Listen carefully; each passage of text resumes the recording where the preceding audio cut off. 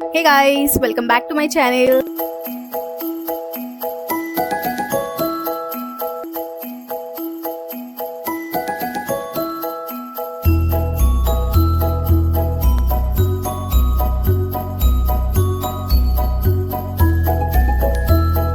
Hello guys, welcome back to my channel. कैसे हो आप सब? I hope you all doing good. So welcome back to the another day.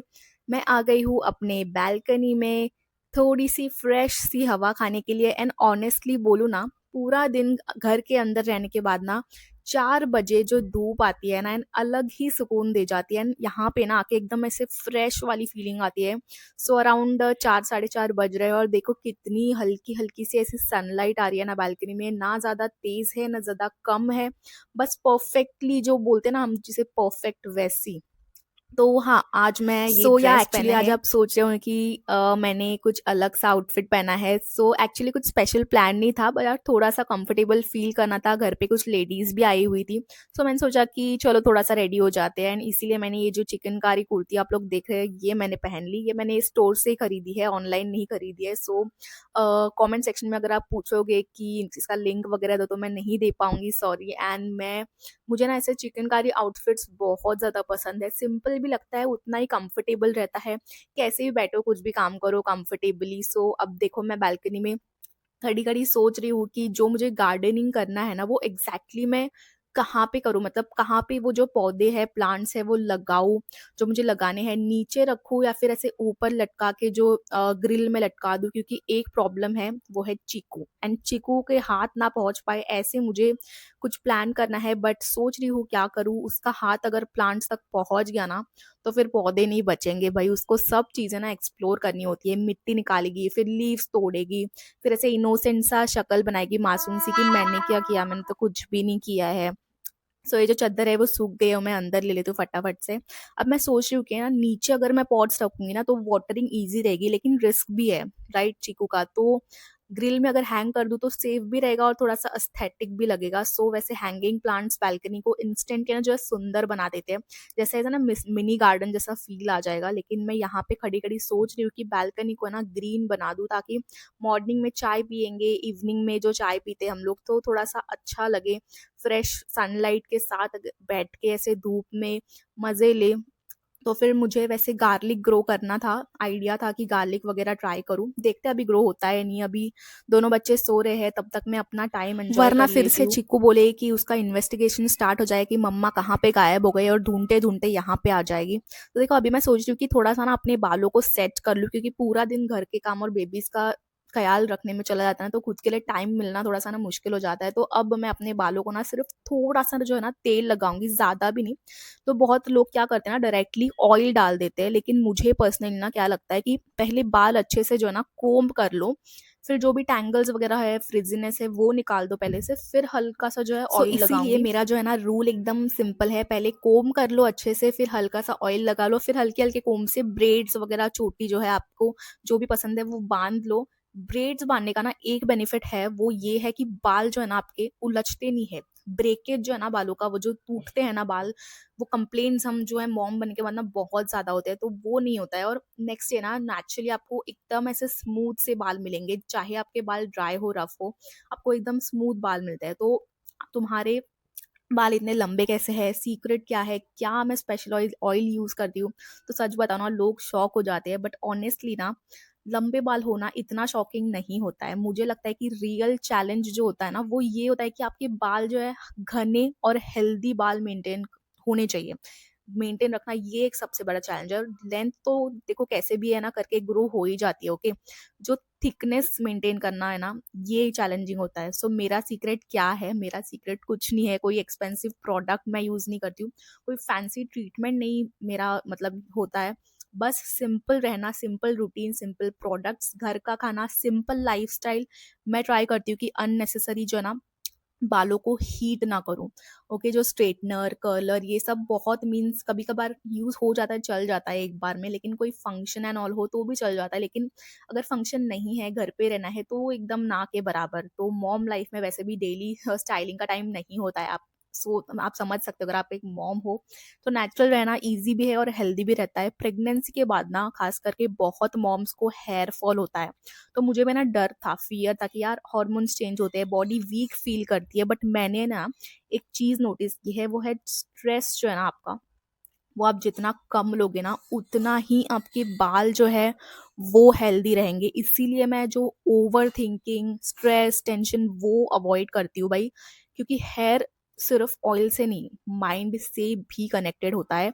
और एक चीज़ जो मैं हमेशा बोलती हूँ कि सबसे इम्पोर्टेंट चीज़ है घर का खाना। सच में, मतलब जितना भी ऑयल लगा लो, जितना भी प्रोडक्ट्स यूज़ कर लो, कुछ भी कर लो, अगर बॉडी को अंदर से न्यूट्रिशन नहीं मिल रहा है, तो हेयर, स्किन, एनर्जी कुछ भी लॉन्ग टर्म में अच्छा नहीं रहता है। इसीलिए मैं ट्राई करती हूँ कि घर का सिंपल खाना ही खाओ। कोई फैंसी डाइट नहीं है, कोई स्ट्रिक्ट देखो रूल्स मेरा कोई नहीं है। फैंसी डाइट नहीं है, कोई स्ट्रिक्ट रूल्स भी नहीं है, बस घर का जो नॉर्मल फूड बनता है ना वो मैं खाती हूँ। जैसे दाल, रोटी, सब्जी, कुछ सैलेड, दही में मुझे ना कुकुम्बर, ऑनियन, टोमेटो वाला जो सैलेड होता है ना, जो दही में हम लोग मिक्स कर खाते हैं, वो मुझे बहुत ज़्यादा पसंद है, जो मम्मी लोग बनाते हैं ना घर का वो।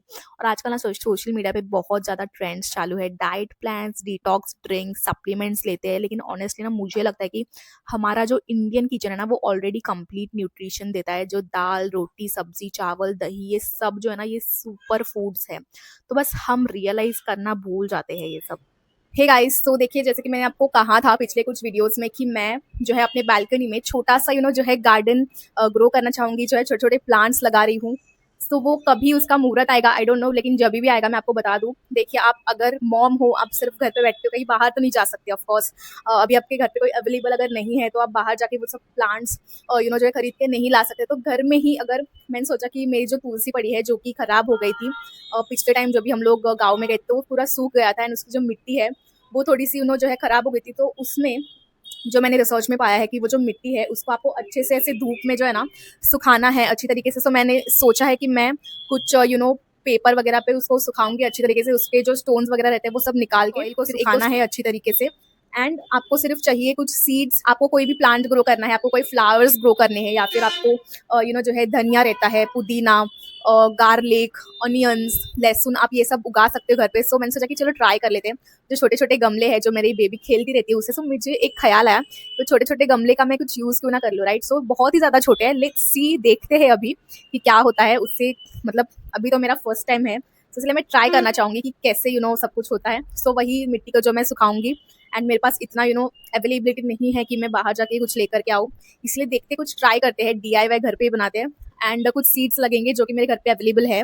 और अगर आपको गार्लिक का जो है प्लांट उगाना है, गार्लिक का पौधा, तो आपको एक गार्लिक के जो है कलियां चाहिए रहेंगे, और उसको आपको जो है मिट्टी में ऐसे लगा देना है ऊपर ऊपर से। सो वो मैं ट्राई करने वाली हूँ। एक तो है गार्लिक, एंड दूसरा एक फ्लावर का प्लांट मेरे पास पड़ा हुआ है, तो वो एक मैं लगाऊंगी। एंड थर्ड देखते हैं, लेट्स सी अभी आगे क्या होता है।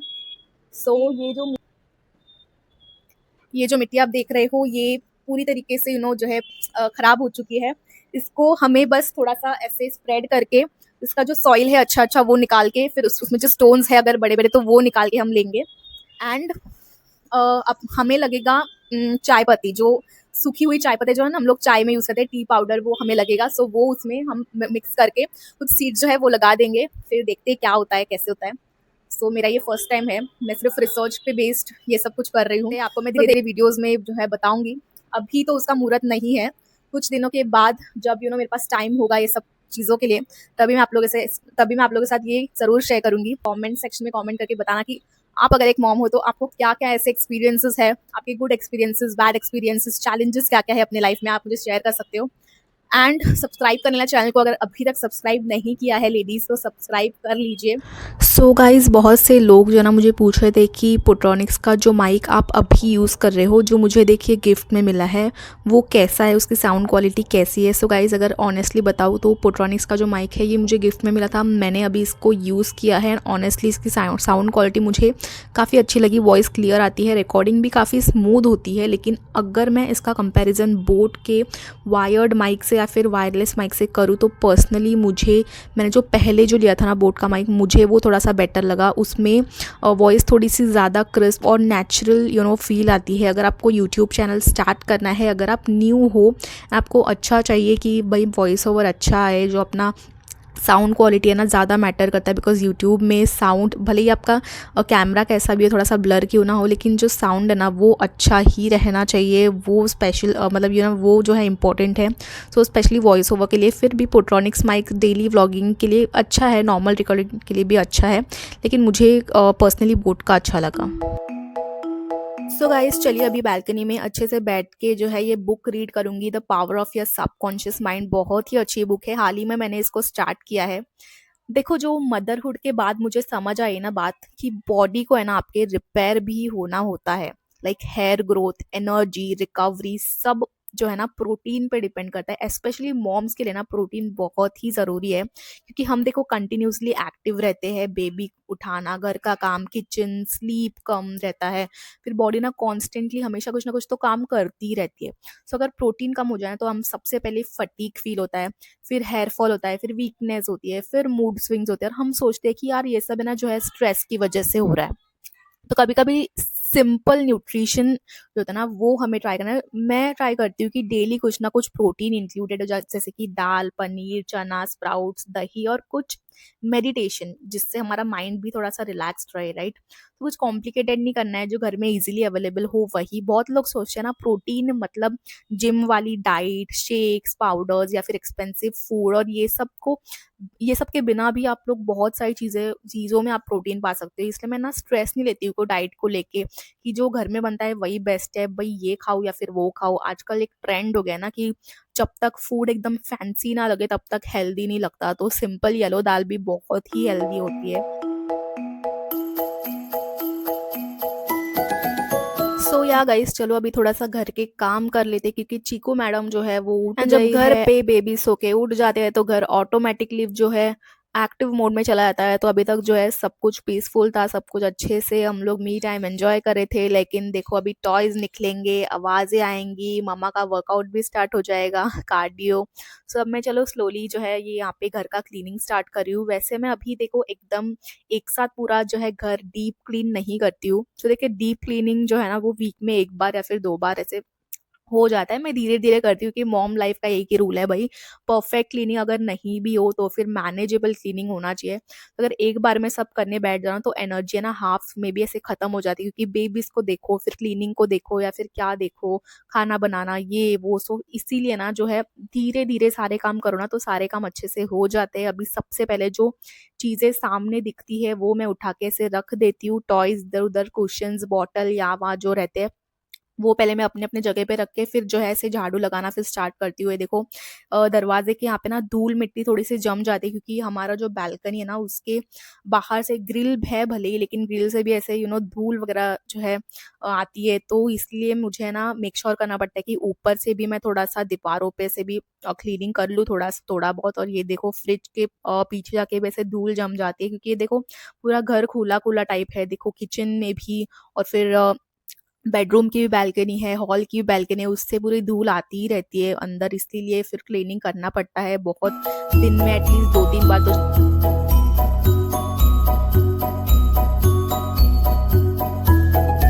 सो गाइस देखो अभी मैं झाड़ू लगा ही रही थी कि एग्जैक्टली तभी ये जो छोटा बेबी है वो उठ गया। तो मुझे लगता है ना ये एक यूनिवर्सल रूल है। जो भी मम्मीज रहते हैं ना जिनके बेबीज रहते हैं, जैसे ही आप कोई प्रॉपरली ऐसे काम स्टार्ट करो ना तो बेबी को पता चल जाता है, और फिर तुरंत उनकी आंख जो है ऐसे खुल जाती है। फिर अभी हाफ घर क्लीन है, झाड़ू एक साइड रखा है, और फिर मम्मी जो है वो इमीडिएटली ड्यूटी पे ऑन हो गई है। अभी इसको सुलाने का ट्राई करती हूँ, देखते हैं सोता है या फिर नहीं। तो बेबी अभी स्लीपी स्लीपी आईज है इसकी, तो देखते हैं अभी सोता है या फिर खेलता है। ऐसे इनोसेंट सा फेस बना के फिर सारा जो घर का काम है ना वो ऑटोमेटिकली पॉज जाता है। देखो ये सो गया है, इसको फिर पालने में रख के मे भी ये सो जाएगा अभी कुछ देर में। देखती हूँ तब तक ये जो चद्दर वद्दर है ये सब भी रख देती हूँ यहाँ पे।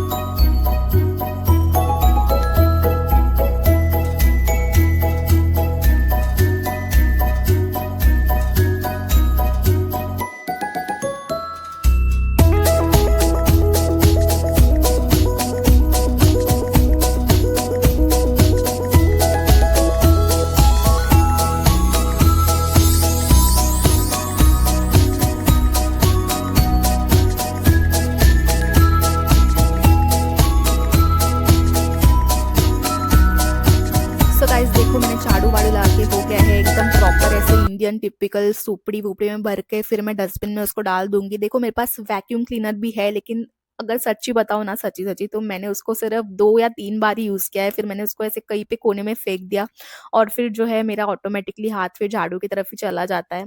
फिर रोज़ सोचती हूँ कि चलो आज यूज़ कर लेती हूँ, आज यूज़ कर लेती, लेकिन उसका मुहूर्त कभी आता ही नहीं है। सच बताऊँ ना, जो इंडियन स्टाइल होता है ना, जो प्रॉपर हमारा नेचुरल, वही अच्छा है भाई, मुझे तो लगता है। चलो झाड़ू-वाड़ू मार के हो गया है, घर पूरा क्लीन हो गया है, तो अभी टाइम होता है चाय पीने का, क्विक एंड इफेक्टिव। सो देखो वैक्यूम क्लीनर कितना भी अच्छा हो भले, फिर उसका प्लग लगाओ, वायर निकालो, असेंबल करो उसको, फिर इतना पेशेंस नहीं रहता है मुझ में। सो झाड़ू उठाओ, काम स्टार्ट, क्लीनिंग हो गया खत्म 2 सेकंड में। फिर ऐसे, और एक बात है ना, झाड़ू से क्लीनिंग करते वक़्त पूरा घर फ़ील होता है, थोड़ा-सा ऐसे कॉर्नर की डस्टी जो होती है वो हम निकाल सकते हैं, कहीं एक्स्ट्रा क्लीनिंग चाहिए वो भी कर सकते हैं, ऑटोमेटिकली नोटिस हो जाता है, राइट? सो वैक्यूम में कभी-कभी वो कनेक्शन ही फ़ील नहीं होता है। आपको भी ऐसा फ़ील होता है क्या? मुझे कमेंट सेक्शन में ज़रूर बताना। मुझे तो भई अपना नेचुरल जो इंडियन तरीका है वही पसंद है, झाड़ू लगाओ, पोछा लगाओ और हो गया काम। तो देखो मैं यहाँ पे जो है प्रॉपर्ली चाय बनाने लग गई हूँ। जो मैंने आपको बोला था ना, वो दूध पानी मिक्स वैसा वाला नहीं, प्रॉपर्ली जो है पानी में फिर चाय पत्ती, फिर उसमें थोड़ा-सा अदरक-वदरक डाल के, जब तक अदरक ना डालो ना चाय में, तो चाय ऐसे मज़ा नहीं आता है। आप लोग मुझे बताओ, आप लोग चाय में क्या-क्या मसाले डालते हो? तो ये देखो मैं यहाँ पे अदरक ले लिया है, अदरक को अच्छे से जो है उसका जो धो-वो के उसको, फिर बाद में उसके ऊपर जो भी ड डस्ट वगैरह रहती है वो अच्छे से निकल जाए, फिर उसको कूट-कूट के अच्छे से जो है, हमारी दादी-नानी वो जो डालते थे ना, वैसे ऐसे कूट-कूट के डालना, बहुत ही अच्छा स्वाद आता है, बहुत अच्छा टेस्ट आता है चाय में। तो चलो चाय-वाय पीते हैं, अच्छे से रिलैक्स करते हैं।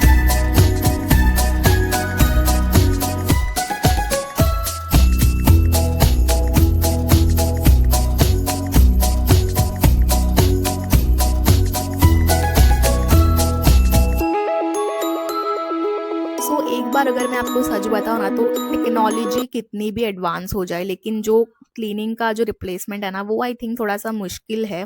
क्योंकि कुछ भी टेक्नोलॉजी हम निकाल लें, लेकिन जो अपना जो सिंपल सा बेस्ट तरीका होता है ना, जो हम पहले से यूज़ करते आ रहे हैं, वही आई थिंक बेस्ट होता है। पहले भले ही मैं कितनी भी मॉडर्न हो जाऊँ, भले ही मेरे पास कितना भी सब कुछ आ जाए, लेकिन मुझे लगता है ना, अपने जो रूट्स है ना, उससे हमें जुड़े रहना चाहिए हमेशा। एंड ये मेरा अभी नहीं, मतलब बहुत ही पहले से मैं मेरी ऐसी सोच है। क्या आपकी भी ऐसी सोच है? मुझे कमेंट सेक्शन में ज़रूर बताना। तो अपना जो क्योंकि मुझे लगता है कि ट्रेडिशनल यार देखो, तरीका है कितना ना, भी जो मॉडर्न हो पहले जाए, से कितना भी चला आ कुछ रहा आ है, जाए, वही बेस्ट है आई थिंक। सो चलो यहाँ पे जो है अगरबत्ती वगैरह ले लेती हूँ, लगा लेती हूँ, एंड जो है भगवान से थोड़ा-सा प्रे करती हूँ, भगवान से बातें कर लेती हूँ 2 मिनट बैठ के। एंड देखो मुझे ऐसा लगता है ना, जो इंडियन होम्स होते हैं ना, अपने जो भारतीय जो घर पे है ना, इवनिंग में अगरबत्ती तो ऑलमोस्ट हर घर में लगती है, एक इमोशन होता है भाई।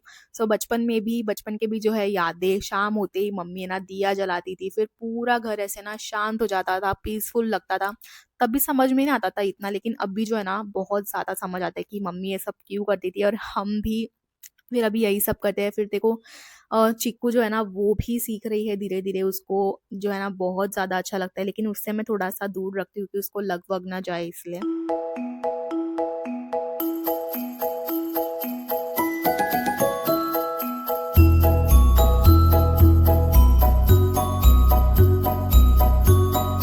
सो गाइज़, आपको ये जो फ़ोटो दिख रही है कृष्ण राधे जी की, सो ये आपको बहुत ही कम देखने को मिलती है, क्योंकि ये बेडरूम में लगी हुई है। बोलते हैं कि बेडरूम में किसी भगवान की फ़ोटो नहीं रहनी चाहिए, लेकिन जो है कृष्ण भगवान एंड राधा जी की फ़ोटो आप रख सकते हो बेडरूम में। ये मुझे एक पंडित जी ने कहा था। एंड ये देखिए मैं यहाँ पे अच्छे से जो है भगवान से बातें-वातें कर लेती हूँ, अच्छे 2 मिनट बैठ के, और चीकू अपना-अपना काम कर रही है वहाँ पे।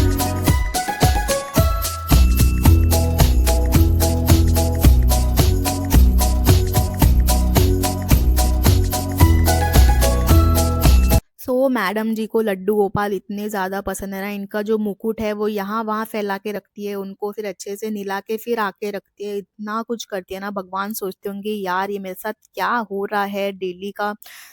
चलो गाइज़, मिलते हैं फिर अगले वीडियो में। आपको मेरे वीडियोज़ कैसे लगते हैं? अच्छे लगते हैं तो ज़रूर एक लाइक कीजिएगा, subscribe to my channel, subscribe कीजिएगा चैनल को, ताकि ऐसे अच्छे-अच्छे वीडियोज़ आप तक पहुँच सके। एंड कमेंट सेक्शन में बताना कि आपकी लाइफ भी ऐसी ही है क्या, और अलग कुछ अगर आपको एक्सपीरियंसेस आते हैं टॉडलर्स के साथ, बच्चों के साथ, तो वो भी आप मुझे लिख के बता सकते हो। सो चलिए टिल देन मिलते हैं अगले वीडियो में, तब तक के लिए बाय बाय।